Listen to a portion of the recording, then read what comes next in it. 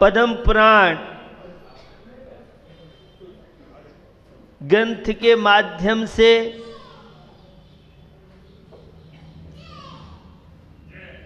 आचार्य रवसेन स्वामी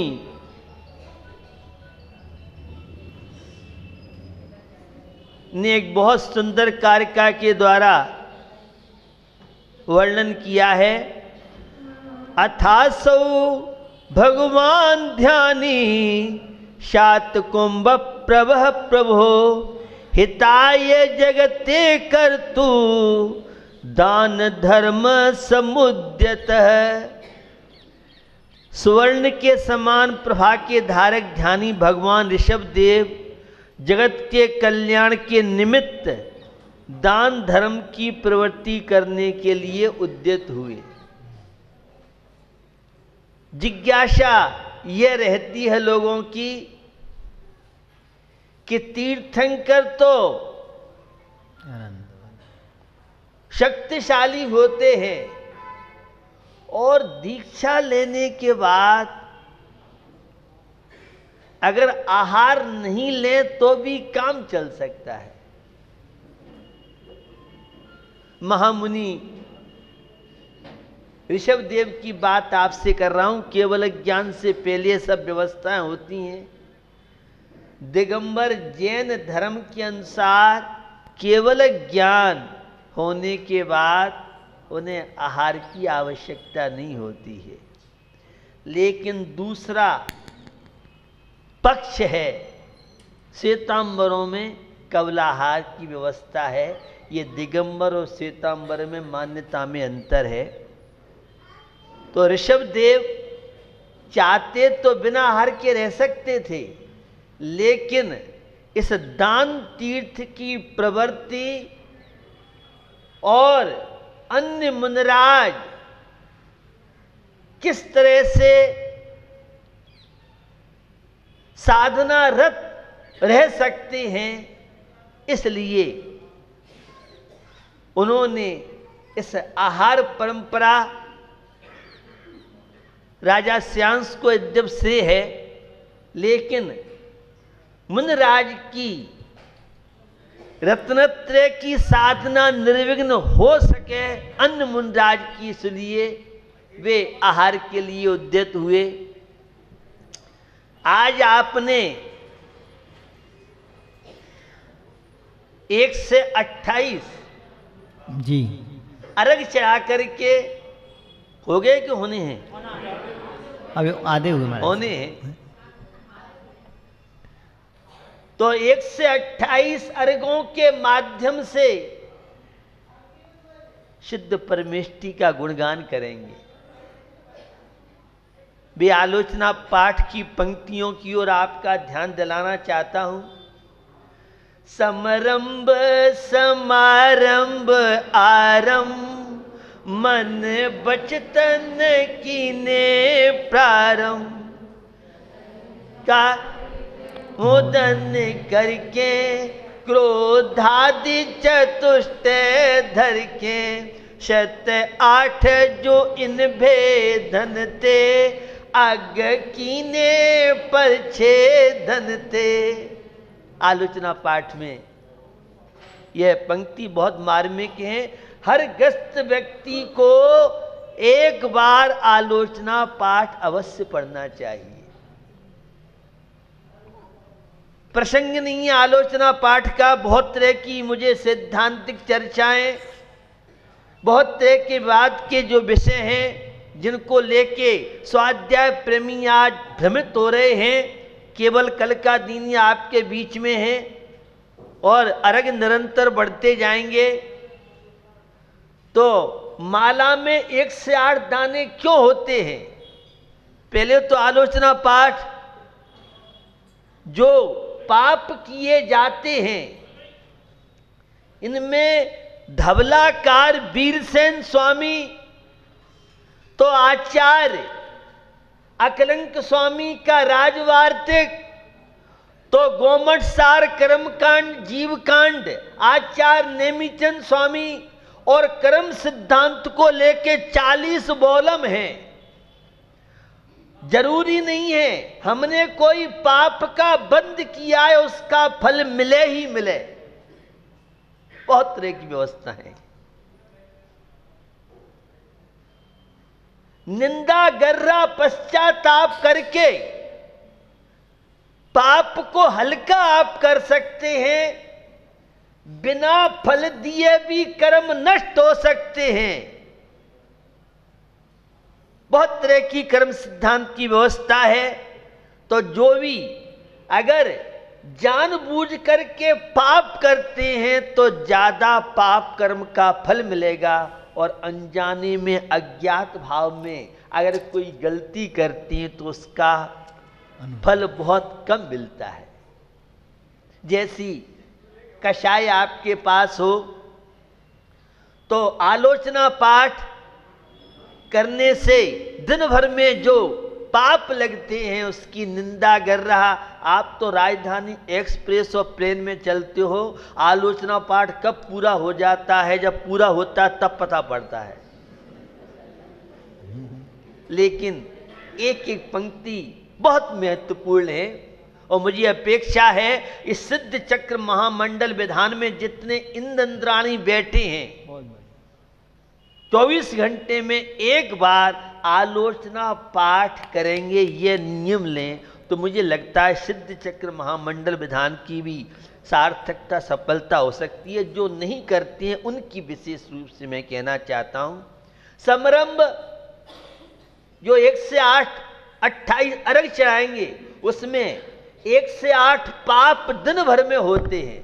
उन पापों के प्रक्षालन के लिए समरंभ समारंभ आरंभ, शायद आपको बिमचा जी ने बताया होगा या बताएंगे। आज आप सिद्ध चक्र महामंडल विधान में बैठ रहे थे तो बैठने से पहले नहाना है, धोना है, अन्य बहुत तरह की सामग्री, अन्य अन्य जो भी चीजें हैं, यह समरंभ और समारंभ मंदिर में आकर के और थाली आदि सब तैयार आपकी हो गई हैं, और आरंभ सिद्ध चक्र महामंडल विधान की पूजन शुरू कर दी।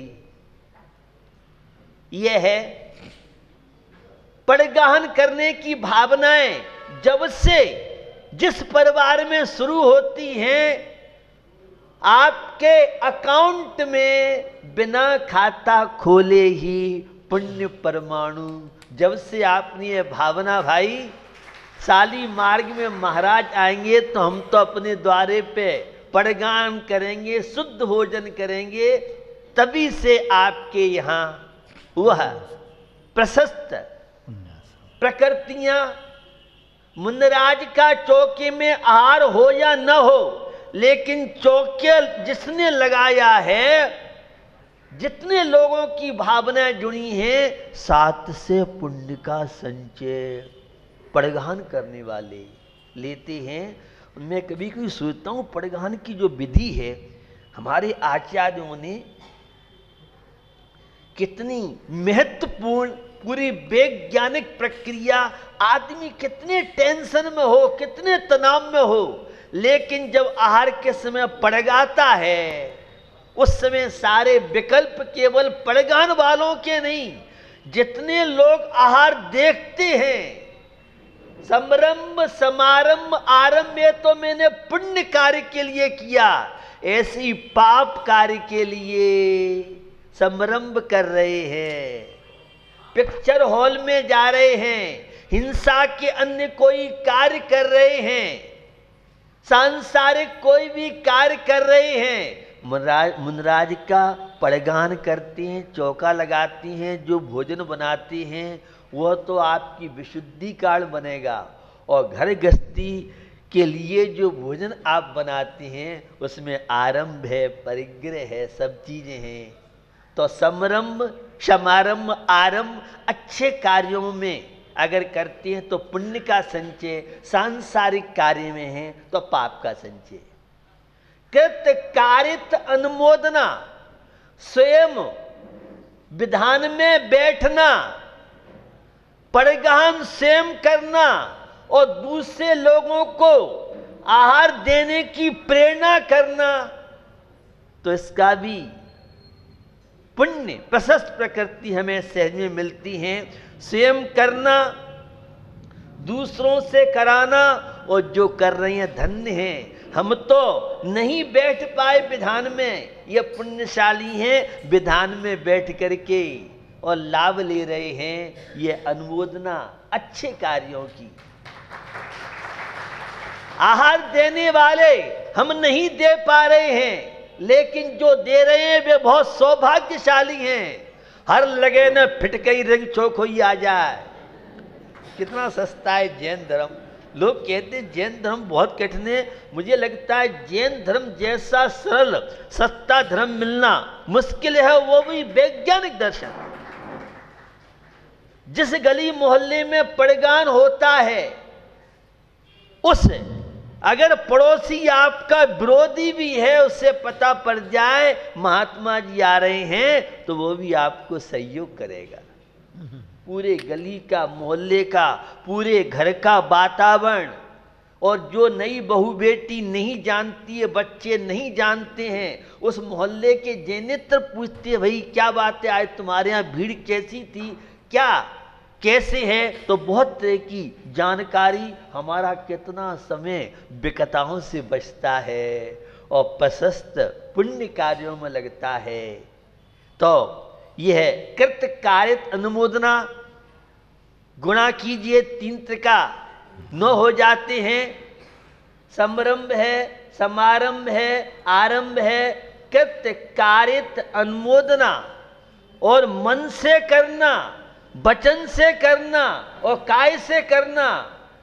अगर विधान बोल रहे हो तो वचन का भी पेमेंट आपको दिलाएंगे भगवान पार्श्वनाथ से। ये देते नहीं है। मेरी भाषा को समझने का प्रयास करना। कर्म सिद्धांत की दृष्टि से मैं आपको बता रहा हूं। तो यह है मन से करना, वचन से करना और काय से करना। कुछ लोग तो काय से, शरीर से यहां बैठे हैं और वचन उनका कहीं दूसरी जगह चल रहा है। अंतर्जल की बात कर रहा हूं, नियम सार के शब्दों में। बाहर में तो आप हो सकता है, लेकिन आपका वचन पूरा अंतर्जल और बहिर्जल दोनों उस विधान की पूजन में लगे हुए हैं। जिनवाणी के शब्दों का ध्यान हम दे रहे हैं, क्या क्या पंक्तियों के क्या क्या भाव हैं।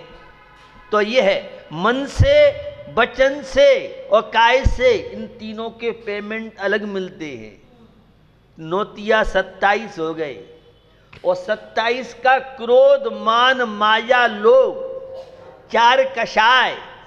अगर मंद कषाय है तो उसमें धार्मिक क्रियाएं, मुंडाज के आहार देने की भावनाएं, पूजा पाठ करने की भावनाएं, तीर्थ क्षेत्र की यात्रा की भावनाएं, मंदिर जाने के परिणाम बनते हैं। और तीव्र पाप कर्म का उदय, कषाय तीव्र होती हैं।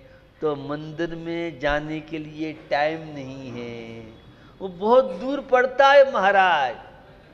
और मॉल में जाना है, पिक्चर हॉल में जाना है, संसार के कार्य में शादी बेंगलोर हो रही है तो टाइम निकल आता है।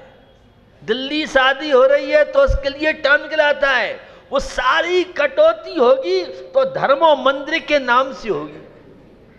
ये है अशुभ कर्म के उदय की बात। टाइम तो सब निकालता है आदमी, रुचि होती है, इंटरेस्ट होता है तो खूब टाइम ही टाइम है। और रुचि नहीं है तो फ्री भी बैठे हैं तो भी नहीं कर पाते हैं। तो 1 से 8 पाप दिन भर होते हैं। उन पापों की प्रक्षालन के लिए हर ग्रस्त व्यक्ति को, हर बाल गोपाल को एक माला अवश्य फेरनी चाहिए। ये 1 से 8 पापों की बात मैंने आपसे की। बहुत तरह के प्रसंग हैं। उन प्रसंगों में एक चर्चा आती है, सकल द्रव्य के गुण अनंत पर जाय अनंता, जानी एक ही काल प्रगट के बल भगवंता। क्रमबद्ध पर्याय, जिस जीव का जिस समय जैसा होना होगा वैसा ही होगा। हमारा जैन सिद्धांत इस बात को नहीं मानता है। भारतीय संस्कृति इस बात को नहीं मानती है। हमारे यहाँ कुछ चीजें निश्चित हैं, कुछ चीजें अनिश्चित हैं। अगर विधान में बैठेगा, मुनराज के आहारचर्या में लगेगा, तो अमुक विपत्ति इसकी टल सकती है। और संसार के कार्य में, पाप कार्य में जाएगा तो उस कर्म का फल से हो। सामान्य तो कर्म आते हैं, सोचते हैं पूजा पाठ कर रहे हैं, क्यों नहीं प्रयास करो, वो चुपचाप कर्म लौट सकता है। बहुत तरह की व्यवस्थाएं हैं, आप इनको सामान्य न समझें। साधुओं के प्रवचन अब आजकल तो चैनलों में आ रहे हैं, वहीं सुन लेते हैं। साधु के प्रवचन सामने सुनोगे, उनका जो ओरा है, उनका जो आभा मंडल है, उनकी ऊर्जा है, वो आपके चित्त को, आपकी भावना को विशुद्ध बनाने में कारण बन सकती है। चैनल पर सुनने के बाद विचार आपकी अच्छी बन सकती है, नॉलेज हो सकता है, लेकिन उस नॉलेज के साथ एक तपस्वी संत की छत्र छाया, उसका आभा मंडल, ओरा, उसमें आकर के हमारे विचार, हमारी भावनाएं, हमारी विशुद्धि में जो अंतर आएगा, वो अंतर। इसलिए कोई भी भजन बिनती बोलो तो टेप रिकॉर्ड के चक्कर में मत पड़ना। मोबाइल में रखा है आपने, प्रदूषण फैलाता है।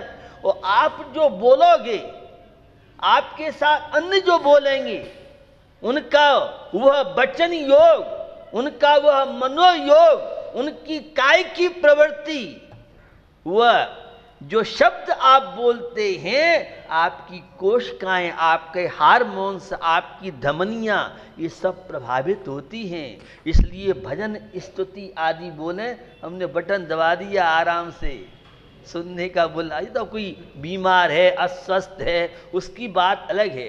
तुम ठीक ठाक भी हो और रिकॉर्डिंग कर ली, तुमने मोबाइल से सुन रहे हो। मोबाइल से सुनने का उतना लाभ नहीं है जो लाभ आप पढ़ेंगे, आप बोलेंगे, उस बोलने का अपना प्रभाव पड़ता है।